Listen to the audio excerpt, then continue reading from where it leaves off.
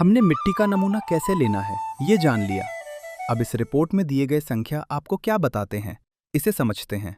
इस soil report का हर एक पैरामीटर आपके खेत के लिए एक संदेश देता है। Nitrogen, phosphorus, potassium, organic carbon, pH, microbial activity, ये सभी मिलकर मिट्टी की सेहत तय करते हैं। इस रिपोर्ट में नाइट्रोजन 203 किलोग्राम प्रति हेक्टेयर है। ये लो कैटेगरी में आता है। इसका मतलब पौधों की पत्तियों की बढ़वार कम होगी, हरियाली कम दिखाई देगी। उपाय: सिफारिश की गई मात्रा से भी अधिक नाइट्रोजन देना चाहिए। फास्फोरस, 60 किलोग्राम प्रति हेक्टेयर, बहुत अधिक, हाई। पोटेशियम 305 किलोग्राम प्रति हेक्टेयर, हाई। इसका मतलब ये मिट्टी में मौजूद हैं, लेकिन पौधों को उपलब्ध नहीं हो पा रहे, हो सकते हैं। खास बात: स्फूर और पोटाश वाले उर्वरक ज्यादा मात्रा में डालने की आवश्यकता नहीं है। ऑर्गेनिक कार्बन केवल 0.41% है, ये भी लो है। इसका मतलब मिट्टी में जीवांश कम हो गया है, पानी रोकने की क्षमता कम हो जाती है।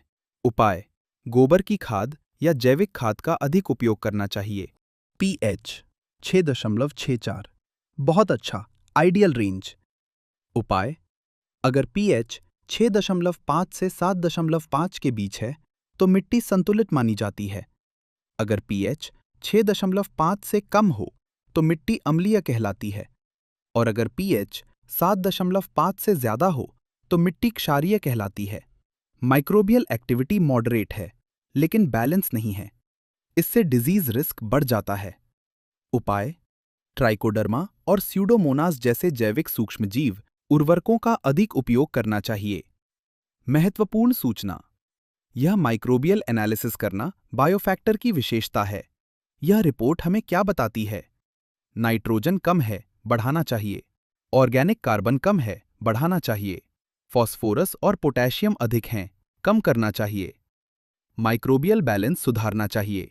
यही सही सॉइल मैनेजमेंट है। अगर आप सॉइल रिपोर्ट को इस तरह समझेंगे तो आप सही निर्णय ले पाएंगे। अगले वीडियो में इसी रिपोर्ट के आधार पर फर्टिलाइजर प्लानिंग कैसे करनी है, यह जानेंगे।